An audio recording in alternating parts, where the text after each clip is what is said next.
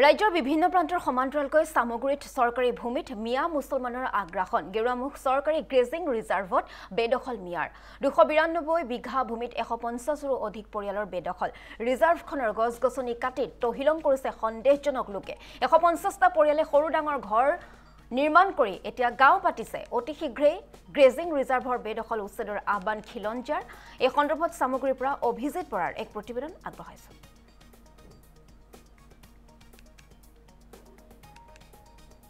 নিশ্চয়কৈ ৰাজ্যৰ বিভিন্ন প্ৰান্তত এতিয়া যিসমূহ চৰকাৰী ভূমি আছে সেই চৰকাৰী ভূমিসমূহ বিভিন্ন লোকে এতিয়া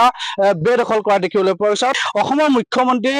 গৰাকীয়ে ইতিমধ্যে চৰকাৰী ভূমিয়ে হওক বা জলাশয়ে হওক বা গেজিং ৰিজাৰ্ভ যিসমূহ আছে সেইসমূহত এতিয়া উচ্ছেদ চলোৱা দেখিবলৈ পোৱা গৈছে তাৰ সমান্তৰালকৈ মধ্য অসমৰ যি নগাঁৱত আৰু নগাঁৱৰ সামগ্ৰী ৰাজস্ব এতিয়াও বহু শ বিঘা মাটি এতিয়াও দেখিবলৈ পোৱা গৈছে যে বেদখলকাৰী কবলত এতিয়া দেখিবলৈ পোৱা গৈছে এই মুহূৰ্তত আমি উপস্থিত আছো যিহেতু মই আমি ধাৰাবাহিকভাৱে দেখুৱাইছো যে সামগ্ৰী ৰাজচক্ৰৰ অন্তৰ্গত বহু শ বিঘা মাটি এতিয়া বেদখলকাৰী কবলত আৰু আজি আমি দেখাব বিচাৰিছো এক গ্ৰাউণ্ড জিৰ' ৰিপৰ্ট হিচাপে আমি দেখাব বিচাৰিছো এয়া হৈছে সামগ্ৰীৰ যি গেৰুৱামুখৰ গেজিং ৰিজাৰ্ভ এখন চৰকাৰী এখন গেজিং ৰিজাৰ্ভ আছিলে আৰু সেই গেজিং ৰিজাৰ্ভত এতিয়া দেখিবলৈ পোৱা গৈছে যে ইয়াত শ লোকে বাহৰ পাতিছে বেদখল কৰা দেখিবলৈ পোৱা গৈছে চৰকাৰী ভূমিত আমি ইয়াৰ স্থানীয় লোকসকল যিহেতু আছে আমি তেওঁলোকৰ পৰা আমি কিছু মন্তব্য লোৱাৰ চেষ্টা কৰিম এইখন পূৰ্বতে আছিলে এখন চৰকাৰী গেজিং ৰিজাৰ্ভ আৰু এতিয়া দেখিবলৈ পোৱা গৈছে সেই গেজিং ৰিজাৰ্ভৰ ঠাইত এতিয়া সম্পূৰ্ণভাৱে এখন গাঁও হৈ পৰিছে এখন আগতে গেজিং ৰিজাৰ্ভ আছিলে ইয়াতে মানুহে গৰু ছাগলী দিছিলে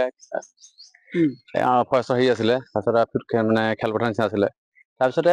হ'ল 30-40 বছৰৰ ওপৰত হ'ল আৰু মানুহে এজন এগৰাকী আহি কৰি ঘৰ চৰ বনাই কৰি আজি এনেকুৱা এটা পৰিস্থিতি হৈ গ'ল আৰু ক'ৰ পৰা তেওঁলোকে আহিছিলে আৰু ক'ৰবাত নাজানো আমি সৰু আমি জন্ম হোৱা নাছিলো বা হৈছিলো ইমান নাজানিছিলো ইয়াৰে হ'ব বেলেগৰ নহয় বাৰু ইয়াৰে হ'ব তাতে আৰু কিমান মান এই চৰকাৰী ভূমিটো কিমান মান বিঘা মাটি মানে 265-260 বিঘা এনেকুৱা মানে হ'ব লাগে আইডিয়া আৰু শুনা মতে আৰু এতিয়া চৰকাৰী মাটি বুলিবলৈ কিবা আছে নে এই চৰকাৰী মাটি বুলিবলৈ একোৱে নাই আপোনালোকে নিজে গাঁও ৰিপৰ্ট কৰিছে এইটো একোৱে নাই এইটো আপোনাৰ প্ৰায় চব ঘৰ হৈ গ'ল মানুহৰ ঘৰ চৰ হৈ গ'ল আপোনাৰ মচি চচি হৈ গ'ল বিদ্যালয় হৈ গৈছে ইমানে আৰু এতিয়া যিহেতু ৰাজ্যজুৰি উচ্ছেদ চলি আছে চৰকাৰী মাটি চৰকাৰে পুনৰ ঘূৰাই লৈছে গতিকে সামগ্ৰীটো বিভিন্ন প্ৰান্তত এনেধৰণে শ বিঘা মাটি এতিয়া বেদখলকাৰী কবলত আছে কি আহ্বান জনাব মুখ্যমন্ত্ৰী আমি CM ছাৰক এইদৰে আহ্বান জনাইছো যে গোটেই বেদখল য'ত আছে যিমান আছে চৰকাৰী ভূমি বেদখল মুক্ত কৰক এখন নিকা অসম পৰিৱৰ্তন হওক তাৰ উদ্দেশ্য আমাৰ সকলোৰে কাৰণে সুবিধা হ'ব হয় নিশ্চয়কৈ ক'ব লাগিব যে মই পুনৰবাৰ এটা দৃশ্য দেখাব বিচাৰিছো এইখন হৈছে গেৰুৱামুখ যি গেজিং ৰিজাৰ্ভ চৰকাৰী গেজিং ৰিজাৰ্ভ আৰু এই চৰকাৰী গেজিং ৰিজাৰ্ভত পূৰ্বতে প্ৰায় 292 বিঘা ইয়াত মাটি আছিলে কিন্তু সেই 292 বিঘাৰ পৰা কিছু লোকক ভূমিহীন লোকক আবণ্টন দিছিলে কিন্তু তাৰ পাছত যিসমূহ চৰকাৰী ভূমি আছিলে সেই চৰকাৰী ভূমিত এতিয়া সম্পূৰ্ণভাৱে বেদখল হৈ পৰিছে ইয়াত বিভিন্ন অনুষ্ঠান প্ৰতিষ্ঠান গঢ় লৈ উঠিছে এখন সম্পূৰ্ণ এখন গাঁও হৈ পৰিছে ইয়াৰ আৰু এজন লোক আছে কি ক'ব সামগ্ৰী বিভিন্ন প্ৰান্তত দেখিবলৈ পোৱা গৈছে বহু চৰকাৰী ৰিজাৰ্ভ আছে বহু চৰকাৰী ভূমি আছে এতিয়াও বেদখলকাৰী কবলত আছে কি কৰিব চাওক ইতিমধ্যে আপুনি গম পাইছে মই এইটো আজি 3 বছৰৰ আগতেই মই সন্দেহ প্ৰকাশ কৰিছিলো যিহেতু মোৰ ঘৰ ইয়াতেই সন্দেহ প্ৰকাশ কৰিছিলো যে সামগ্ৰী ৰাজচক্ৰৰ অন্তৰ্গত সামগ্ৰী সমষ্টিৰ অন্তৰ্গত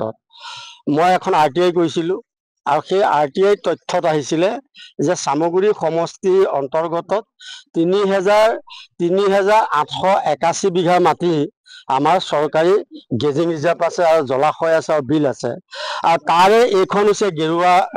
গেৰুৱামুখ ৰিজাৰ্ভ খাটোৱাল মৌজাৰ অন্তৰ্গত ৰেভিনিউ ভিলেজ হৈছে গেৰুৱামুখ তো ইয়াতে আমি RTI তথ্যত পাইছিলো 292 বিঘা মাটি গেজিং ৰিজাৰ্ভ হিচাপে আছিলে ইয়াত কিছুমান আবণ্টন মাটি আছে বুলি কৈছে সঁচা কথা কিন্তু এটা কথা আপোনালোকে নিশ্চয় জানিব লাগে যে আবণ্টন ভূমি কিনিবও নোৱাৰে বেচিবও নোৱাৰে প্ৰয়োজন হলে চৰকাৰে লৈ যাব কিন্তু তাত মাটি বিক্ৰী কৰিব নোৱাৰে কাৰণ আবণ্টন মাটি কিনাৰো অপৰাধী আৰু বেচাজনো অপৰাধী গতিকে এনেধৰণৰ কিছু মাটি আবণ্টন পট্টা দিছিলে আবণ্টন সেইখন পট্টা নহয় আবণ্টন এখন কাগজ চৰকাৰে এখন মানে নথি দিয়ে আৰু মানে ভূমিহীন লোকসকল এটা স্থাপন কৰিব দিয়ে কিন্তু দেখা যায় যে সেই মাটিও কিছু লোকে বিক্ৰী কৰিছে আৰু ইয়াতে কলেজৰ নামত 46 বিঘা মাটি আছিলে এই ইয়াতে কিন্তু আজি দেখা পালো যে কলেজৰ মাটি দেখোন ইয়াত চিন চাপে নাই কলেজৰ মাটি আছিলে আমাৰ চামগুৰি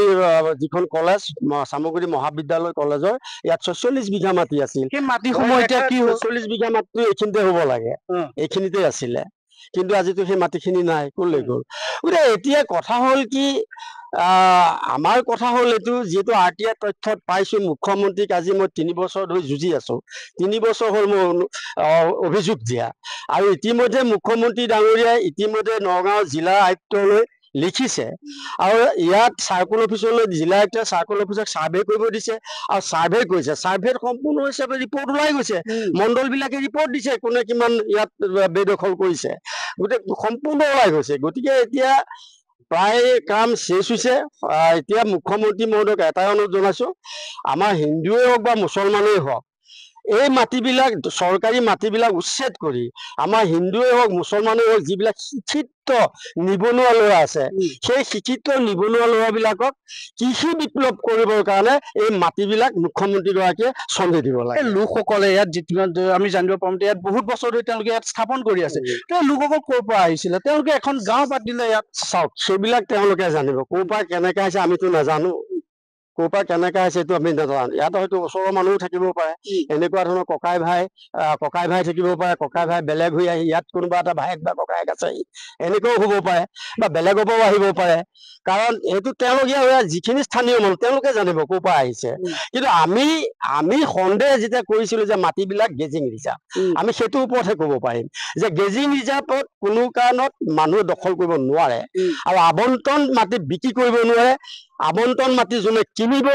যোনে বিক্ৰী কৰিব, দুইজনে অপৰাধী, আৰু দুইজনে জেলত যাব লাগে, উচ্ছেদ কৰিব লাগে, আৰু উচ্ছেদ কৰি আমাৰ মুছলমানেই হওক বা আমাৰ হিন্দুৱে হওক, আমাৰ যিখিনি ইয়াত আমাৰ স্থানীয় মুছলমান হিন্দু শিক্ষিত যুৱক আছে, সেইসকলক কৃষি বিপ্লৱৰ কাৰণে, কৃষি আন্দোলনৰ কাৰণে চৰকাৰে আগুৱাই দিব লাগে। নিশ্চয়কৈ ক'ব লাগিব, ইতিমধ্যে আমি এটা কথা উল্লেখ কৰিছোৱে যে যি ধৰণে ইতিমধ্যে ৰাজ্যত যি বিভিন্ন যি উচ্ছেদ ইতিমধ্যে চলি আছে, কিন্তু সমান্তৰালকৈ মধ্য অসমৰ যি নগাঁও জিলাত এই চামগুৰি ৰাজচক্ৰ অন্তৰ্গত বহু শ বিঘা মাটি এতিয়াও বেদখলকাৰী কবলত আছে। কিন্তু এটা প্ৰশ্ন, এটা বৃহৎ প্ৰশ্ন হ'ব লাগিব, যিহেতু তেওঁলোক 20 বছৰে হওক, তেওঁলোক ইয়াত 25 বছৰে হওক, তেওঁলোকে ইয়াত বাসস্থান কৰি আছে, কিন্তু এওঁলোকক ইয়াত কোনে সংস্থাপন কৰিবলৈ দিলে? এয়া হৈছে চৰকাৰী গেজিং ৰিজাৰ্ভত। আৰু এটা দৃশ্য দেখা পাইছো যে ইয়াত বিদ্যুৎ বিভাগৰ ইয়াত এটা সংযোগ আছে, ইয়াত চৰকাৰী আৱাস আছে, গতিকে সেইসমূহ কোনে দিলে? তাতো এক তদন্তৰ আওতালৈ আহিব লাগে, সেইসকল বিষয়া কৰ্মচাৰী তাৰ আওতালৈ আহিব লাগে। আমি দৃশ্যসমূহ দেখুৱাম, এইসমূহ চাওক কি ধৰণে ইয়াত এই চৰকাৰী গেজিং ৰিজাৰ্ভত, চৰকাৰী ভূমিত তেওঁলোকে ইয়াত বাহৰ পাতিছে, ইয়াত তেওঁলোকে ঘৰ বনাইছে, ইয়াত এখন গাঁও ইয়াত তেওঁলোকে নিৰ্মাণ কৰিছে। গতিকে এইসমূহৰ ওপৰত এক তদন্ত হ'ব লাগে, আৰু এই চৰকাৰী ভূমিত যিসকল লোকে হওক, মুছলমান লোকসকলে হওক, যিসকল লোকে এই ভূমি তেওঁলোকে দখল কৰিছে, সেই ভূমি অতি সোনকালে এইসমূহ গেজিং ৰিজাৰ্ভ চৰকাৰী যি বেদখলকাৰী কবলৰ পৰা আনি এক বেদখল মুক্ত কৰাৰ এক আহ্বান জনাইছে স্থানীয় লোকসকলে।